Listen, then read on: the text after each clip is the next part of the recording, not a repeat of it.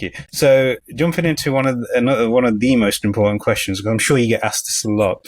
How did you get casted in Cobra Kai? Was it because of William, or was it?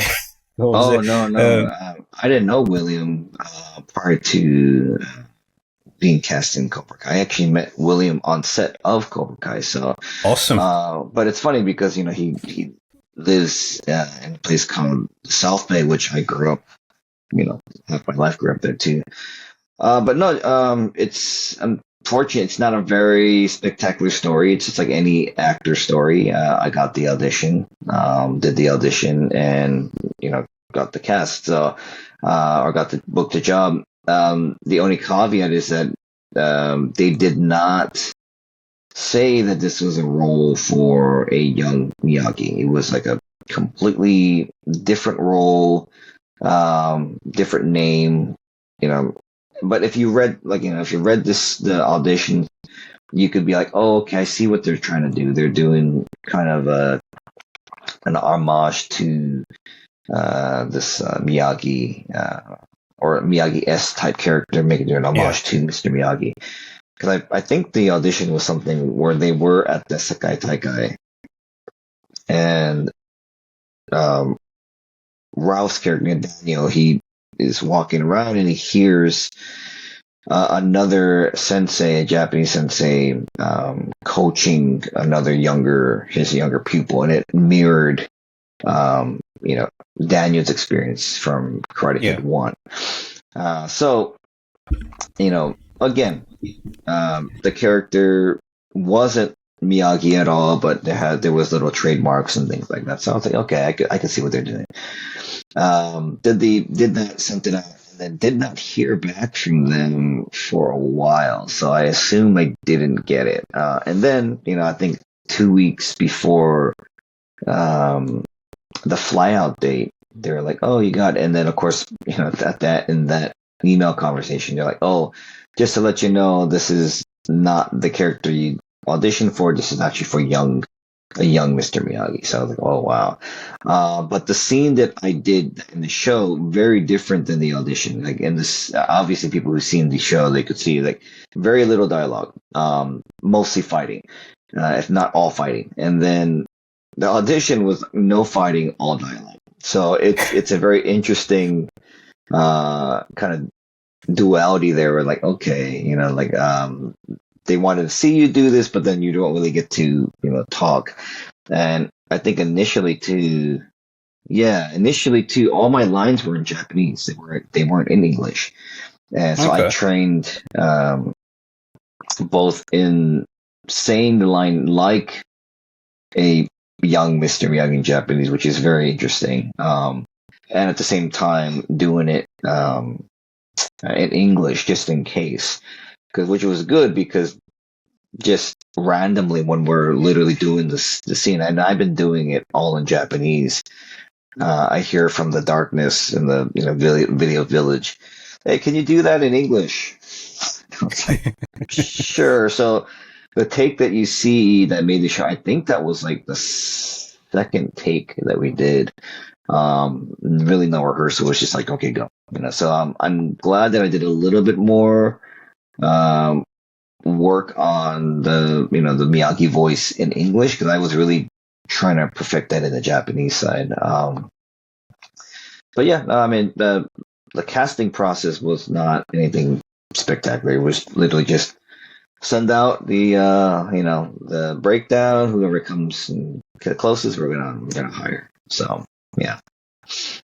So it was like it was a bit of a nail biting experience, wasn't it, to a certain extent? Yeah, I would say so. I mean, again, because I didn't know what this character was, it kind of wasn't that serious, I would say. I mean, if I didn't get it, I didn't get it. That's just kind of the life of an actor. You're like, oh, I really want this. But there was a lot of like, man, it would be cool, if they did this or they brought me back as a young, because again, going into it was just a different character. It had nothing to do with Mr. Miyagi. It really just seemed like a kind of a throwaway character. Like, oh, you remind, and even the lines are like, oh, you remind me of my old sensei, kind of thing like that. So it's like, Okay, but when it came back as, oh, you're playing the young Miss, that's when the nerves, I guess, were Yeah, yeah, more, apparent. Really, it didn't kind of hit until after I did the job because it was just such a whirlwind of activity. But going into it, yeah, it was just like, oh, if I get it, great. If I don't get it, because it wasn't the first time I auditioned for Cobra Kai, and I haven't, obviously I didn't get those because I don't think they would have used me for this character if I booked something else. So, yeah, definitely. Well, it worked out for the best oh yeah, yeah, because I have to be honest with you, there are certain characters that when you see one actor play them, and then you always say that thing, nobody but this actor could play this role. It's like, for example, nobody but Stallone could play Rocky. Nobody but yeah, Stallone could play Rambo. Nobody but Bruce Willis could play John McClane and Arnold. No, without Arnold, there's no Terminator. yeah, And the same thing, in a way, it did apply to Pat Morita when he played Mr. Miyagi. But when yeah, you took over, I was like, who is this individual? He seems so. Seriously, when I watched, because I was a huge fan, it was one of the reasons I got into martial arts. When I watched it, it's always interesting to know what was Mr. Miyagi like when he first came to America. It's always that. It's like that $1 million question. What was he like when he first moved to America? And yeah. when I saw your performance in there, I have to admit, Brian, you hit the nail on the head, brother. You Thank you, hit the thank you, nail on the head. Thank you thank you, so much for that performance, because without your performance in that, even if it was a short segment, I don't think it would have worked without you. You thank you, definitely were the glue for that scene. I thank have to you. be honest. I appreciate it. I Yes. mean, there was a lot of And work I'm going being, into it. Yeah, so thank you very much. So, you're most welcome. I bet, because I'm sure it was difficult at one point. It's like, oh, this is a legendary character. oh I hope I yeah, don't screw this up. And it's like, exactly. what do I do? How do I do all the research? It's kind of similar to Yes. like when what's his name, John Bernthal, when he was cast as the Oh, Punisher. Punisher. And Yep. yeah, when I watched all the interviews, he was like going to comic book stores and people were like saying to him, "Oh, it's you're the Punisher." And Yeah. they'd give it, he'd buy all these stacks of books. And he goes, "No, don't. You just need to read this, this, and this." And Yeah. the funny bit is when he went to New York City and the guy looked at him in the comic book store, he goes, "I know who you are. I just want to buy these comic books." "No, you don't. You're not taking this, not taking this, not taking this. You need to read this, this, this, this, and do not screw this up for us." Okay, dude. Exactly. Yeah. Was it a bit like that for yourself as well? Like Not people like, not in the terms of people like new, but yeah, there was this air of I would say there was a tightness in the atmosphere when I was on set. I don't quite know why, but I come to realize that originally when I was supposed to go out to Atlanta, it was about maybe a little under a month, of time out there. But unfortunately, I was already committed to another project, and it was going to cut in. I was trying to, my agent and I were trying to work things out with this other project and be like, hey, can we push things back or or anything? And they were like, no, you can't do that. So I was like, okay. So that turned into, well, can we, have me come out later? And, the show didn't like that and they didn't get back. So I was like, man, what if they're just like, nah, we're not going to use him now, so, but they finally came back. They're like, yeah, you can fly it later, but you only have about a week for rehearsal. Can you do the fight in that time? I was like, sure, yeah, no problem. And it wasn't really a week. It was actually kind of like, I want to say like 2 days, maybe maybe 3 days. But no, it's like 2 days.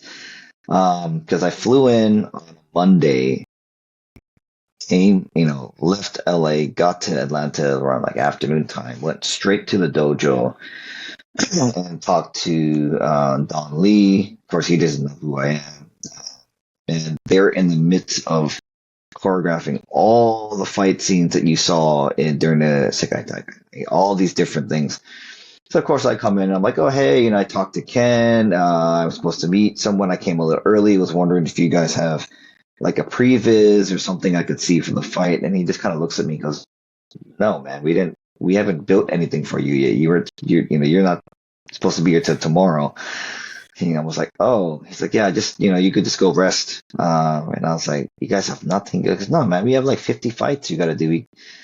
And I get it. And I was like, okay, so I leave. And then, so that's one day down, going Tuesday, and they built the fight, met up with, Ralph Macchio stunt double. And we just worked it, and then was like, okay, getting it. And then a lot of it was from the left side, and again, I was like, I haven't really done anything martial arts wise for a while, so that was tough. It was like the punching's fine, but the left kicks and all that stuff like that, I was not saying gonna have a little trouble with. So got all the routine down, got all the choreography, and I was like, oh, great. Worked in the dojo by myself, and then went in the hotel room, did all that, and that was Tuesday. Wednesday, man, I can't remember now. I think we actually, yeah, no, it was Wednesday. We actually worked a little bit more too, and then Thursday was a shoot day. And then I worked that for the first time with Ralph that day. So yeah, it was just in there. You're doing all that stuff, and I didn't really sense the tension until the day of the shooting, where everybody just kind of kept coming up to me and be like, "You're gonna be great.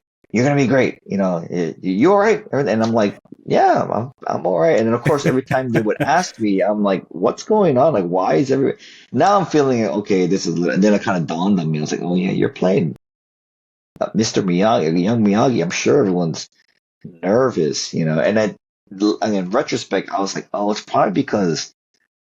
I was supposed to be here for a month, and then they were supposed to train me and get me up to speed. I'm only here for like 2 days, and they had never seen me to do any of this stuff. It was just like kind of like on my own device. The only person that was really helping me with this was Ralph Macchio's stunt double. So yeah, they're probably like, can this guy even do it? Are we gonna just watch him like flop around? And but good for me. Like I was able to do it, and then the moment the scene ended, you could kind of feel like this sense of relief through the whole set. I think also the set was closed because there's very few people in there, and I think towards the end, when my segment was kind of done, then people started to kind of filter in.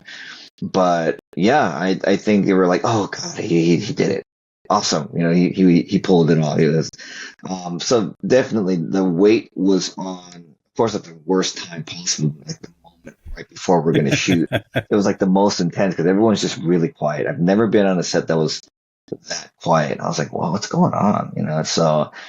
But yeah, I think they're just all watching. They're just all watching to see, if I was lying and being like, yeah, I can do this. And then they see, they're like, no, you can't do it. I mean, I did have a stunt double too, because it's just safety wise, like if I was only fighting against Craig, which is, I believe his name is Craig. I'm sorry, man, if I mess up your name. But Ralph's stunt double, it was really only fighting him for like the major stuff. And vice versa. Then Don would double me, and then Ralph would fight Don. So the things were, if you see Ralph getting kicked, it's actually Don kicking him because of safety, because they don't know me. But because I had my stunt background, they're like, oh, they felt safe enough to me to be able to throw certain kicks, certain punches toward him, because I could stop my punch. And make it look like I punched him, and then he would just go take it falls, which was cool. They're like, yeah, we usually don't do this, but because you're trained, we're gonna let you do this, punch and kick and stuff, like even like grabbing Ralph and then like throwing him down. They were like, okay, we're gonna let you do that, and then punching him on the ground. Yeah, that was actually punching Ralph on the ground. So, but again, it was me just like stopping it, and then from going up to down is actually easier to stop your punch. But Ralph did a great job, acting wise too. It was everything. It was like a trifecta of like learning, remembering the choreo, doing the acting, and then on top of that, doing Japanese. Which they cut everything out. So. But yeah, in terms of like the John Barrett, like it wasn't that. It was really just moments before we shot. It was like, oh my god, this is pretty big, And then after after like I'm flying back to LA, then everything started to kind of like sink in. I was like, wow, I just did that. Like I actually played a young Miyagi. I was like, wow, okay. And unfortunately, wasn't able to meet anybody really on set. It was just like I came in, did the thing. I met William there, and then I flew off. So Okay, yeah, that's good. Well, again, congratulations on landing such a legendary role. And again, I'm going to say, between us and everybody else watching out there as well, there's two cameras here. So I'm going to say, without this man, it never would have worked out. I have to be honest. As a filmmate, as a film lover, as an actor, as a Karate Kid fan, martial arts, everything. Without Brian Takahashi, that role never would have worked out. So God bless him always for it. thank you, thank you, thank you. Sorry, Mike. Most welcome. It's so good, so good. So, I mean, like, was it I'm sure when you were on set with all these big people you've worked with, because I said you've worked with Jason Statham, you worked with Ralph Macchio, you worked with William Zabka as well. What was the feeling like when you worked with Jason Statham? How did you get casted in Crank? Because I believe Crank 1 was a great movie, and Statham's so psychotic in that. I think he talks more in that movie than he talks in all the other movies because he's such a serious individual, isn't he? Because when I spoke to Brian, sorry, the other Brian, I'm so sorry. When I spoke to Brian Vijay, he goes, Jason's very quiet, he's very serious but he's very inviting to people. He's always like, yeah, come this, we'll chill. He gives people water, coffee, everything. And he is a nice guy to talk to. Was it intimidating working with Jason Statham? Not at all. Like the casting of that was very different too. It was just randomly, I think it was like on a Saturday morning, and I'm sorry, my camera's getting all blurry now for some reason. I was part of this group. I don't even know how this group being formed, but there was a gentleman called Jesse Jams, and I believe he was a Filipino American guy, actor, but he kind of put together his own network of Asian people, and he would take them to sets. He would take them to like background and get them auditions. And I remember getting this call early in the morning, and it's Jesse. And he goes, "Hey, what are you doing right now?" And I'm like, "Nothing." He said, "Can you come to my place, ASAP? Come as quick as you can. I have an audition." I was like, "Okay, sure." We go down there, and I meet a couple fellow actors, and everyone's like, "Do you know what this is about?" They're like, "No." So we kind of pile in onto his I think he had a van. It's like a van or SUV. We drive down to set, and he goes, "Okay, guys." Just good luck. We're like, what are we doing? He's like, oh, this is, and we didn't even know what film it was. It was just there. He goes, go out. You're going to meet the producers. This is your audition. I was like, oh, okay. So we go out, and it was just a couple of the, producers there, and they're like, okay, guys, this is the scene. You're all, gangsters, and you're going to shoot me. And you shoot me. You don't like me. You're going to shoot me. And I'm like, okay, so we're just like, pointing a gun and shooting. I remember turning mine to the side and he's just kind of walking by and he goes, okay. And then he goes away and brings one of the directors of Crank and he goes, okay, now shoot him. You're going to shoot him now. Do the same thing. So they're like, okay, all right, thank you. And then they basically just dismissed everyone except for me and this other guy named Vic. And we were like, because they kind of walked away to like where the production was, and we were kind of left by the van. So we're like, I guess we didn't get paid. And we thought we were going to go home, and then of course they come on and go, congratulations, guys, you guys got the part, and we're like, okay, we don't even know what part. It was just like whatever. And then here comes Jason Statham in a hospital gown, just straight out, right, yeah, and he's like, hey. Welcome to the set. I heard you guys booked the cover, and he shook my hand. I was like, oh, okay. I don't. What my experience of Jason Statham, he's not quiet at all. He's very, very talkative. He's a great guy on set. We were hanging out with like the stunt guys, and it was like we're shooting in downtown. We're supposed to be in a hotel there called the Standard. It's kind of like this kind of posh, like modern, type hotel. But we were literally next door to it in like this abandoned like office space. Like literally it was just rebar bars and like concrete all over. So we were kind of in there. Yeah. But we, being stunt people and actors, we were just kind of bored. So we started to just play games. And there were like these exposed rebar above our heads, about maybe 9 to 10 to 12 foot high. Yeah. And we were running and we were like jumping and hitting it. And I had some pretty good hops from someone my height. I'm 5'6" because I played basketball, so I was able to like outpace everyone except for another, legendary stunt guy named, called Aram Troy. And he was a double for Andrew Garfield in Spider-Man. So Awesome. yeah, so we were kind of like neck and neck trying to. And here comes Jason. He goes, "Hey, what are you guys doing? You guys playing a game?" We're like, yeah. He goes, "Oh, you're trying to hit that?" And we're like. And he's pointing at one that's like way up there. I want to say maybe like 15 feet high or 14 feet high, really, really high. We're like, no. We're trying to hit that one. And he goes, "That one?" He's like, "How come not that one?" And we're like, "That's too high, man." He goes, "No, that's easy." Without even running, he just squats down. He takes his jacket off, squats down, jumps up, and hits that rebar. He goes, "Like that." He goes, "Okay, have fun." He walks away. And we're all just looking around. We're like, did he just free jump straight up? And later on, I find out that he was like an Olympic diver and things like that. So I'm like, I was like, but like he was great. He would always come hang out with us. And, he wasn't quiet or very approachable, Fun fact, I don't know if you follow any Star Wars stuff, but this is my first time meeting Sam Witwer. I don't think Sam even remembers, but Sam Witwer right now is playing Darth Maul in the animated Darth Maul. So he's a Congratulations.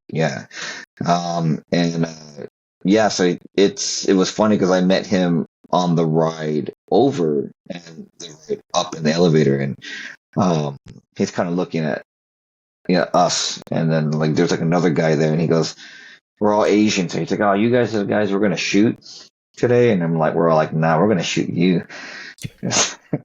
Sounds like we're gonna shoot, and then I was like, I told him like, "I'm gonna shoot you. I'm gonna look for you specifically." So, but then we kind of we just sort of became somewhat friends. It was a very brief shoot, but if you watch Crank, Sam does get shot. Like he's like, and then if you turn around, it is me like shooting. Even though when we shot it, there was nobody there. We're shooting at a plexiglass and things like that.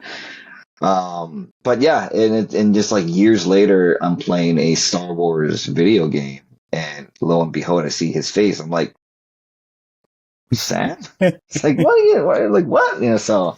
But congratulations to him, man. He's doing such great work. But Jason Statham is, I would say, one of the best celebrity meetings I ever got, especially because I was such a young actor. Just to see how open he was, and he had no fear, just like coming up to you and shaking your hand. And it really did set a bar for me, if I'm ever in a position of being number one, like call sheet, to be like, to be very gracious. You're not like, and I think he even said to like the wrestlers, he's like, because most of the time production will keep the number one away from everybody. Yeah? But he's like, no, I'm going to go talk. I want to go, get to know these guys and stuff like that. So no, very cool guy. Yeah.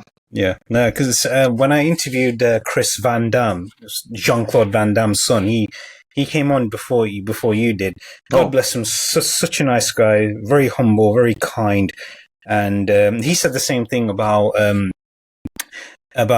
Jason. That Jason, at that time, I think his mother met Jason. He's quite stoic. He's a bit kind of quiet. And I said, "What was it like on Expendables?" Because you had your father there. You had, especially Expendables 2, because his dad Jean-Claude's the main villain in that. And he goes, everybody was there. Everybody had a weight bench outside the trailer. Sly, Arnold, Dolph, everyone was all there because it's like the encyclopedia of action heroes all in one. Yeah, and definitely my favorite of all the Expendables definitely is number 2, because without Chuck Norris and Van Damme, No, I'm sorry, but as much as I love the first one, but part two was definitely, it's one of those times where a sequel is better than the original. I personally believe. Yeah. And I asked him, what was Jason Statham like? He goes, oh, he was nice. He was easily talked to. I said, did he by chance come up to you and just say stuff like, all right, Chris, I've been a fan of your dad for all my life. Now, what I want to say is you're going to do quite good yourself down the line. Good luck to you and everything. Was he a bit like yourself as well? All right, Brian, you're doing a good job.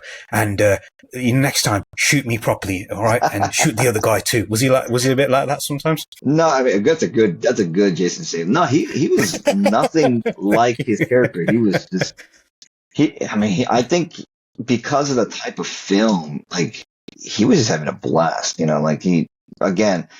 He was we were able to take a picture together and everything like that. He was like, yeah, a picture, come on. He was just the greatest. Being number one on the call sheet, there's a lot of pressure, being in that role. But no, he was just telling us to have fun. He's like, have fun. He's like, it's not that serious of a movie. It's like, just have fun, so. But that's what we did. We had fun. It was kind of an absurd movie, which is like a crazy, this big cult following for Crank One at the very least. Yeah. No, he was just he was a great guy, and then professional too, because like he made sure that, like you said, everybody was safe and everybody was taken care of. Because during that time we were using real guns. Not live ammo, but we're using real guns. Yeah. So everything was real, armor made sure, but at the same time too, he's like making sure that everything is good. So no, it was a good time on set.